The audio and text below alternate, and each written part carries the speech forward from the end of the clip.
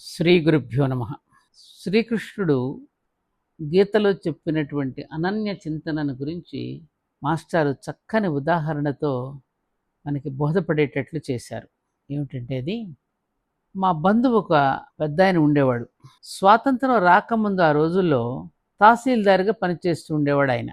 ఒకరోజు నా క్యాంపు మీద ఒక గ్రామానికి వెళ్ళాడు. వసూళ్లు పూర్తయ్యేటప్పటికీ సాయంకాలం అయింది. గ్రామ పెద్దలు ఆయన దగ్గరకు వచ్చి, బాబు, చీకటి పడబోతోంది, దారేమో అడవి దారి, మధ్యలో దారులు కొట్టే దొంగలుంటారు, మీరు ఈ రాత్రికి ఇక్కడే పడుకుని ప్రొద్దున్నే బయలుదేరి వెళితే బాగుంటుందనిపిస్తోంది అని సలహా ఇచ్చారు. అందుకు ఆ పెద్ద ఆయన, ఏం పర్వాలేదు, నాతో ఉన్న ఈ నౌకర్లు నేను ఇప్పుడే బయలుదేరుతాం.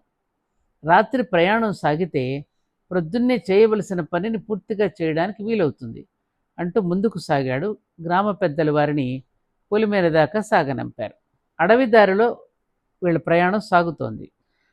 దూరంగా దారి దొంగలు తమ పనికి తాము సిద్ధమవుతున్నట్లుగా ఈ తహసీల్దార్ గమనించాడు. ఇది దొంగలు వస్తున్నట్టు.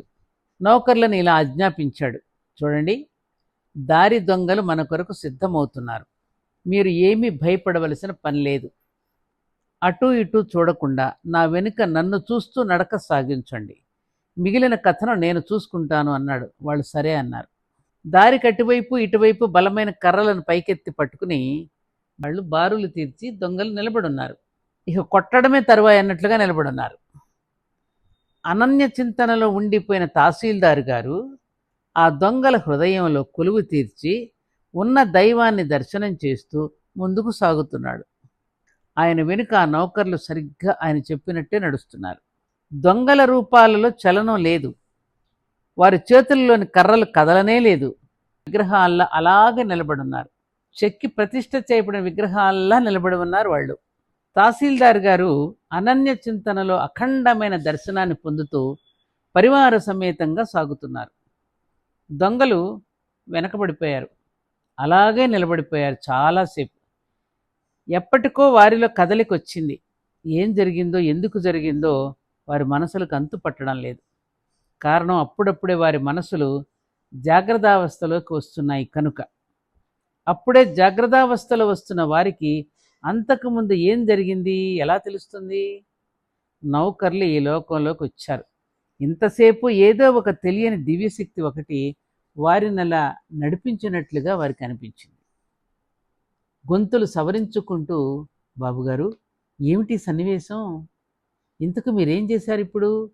ఇంత అవలీలగా మనం బయటపడగలగడం అంతులేని ఆశ్చర్యాన్ని కలిగిస్తోంది అన్నారు వాళ్ళు.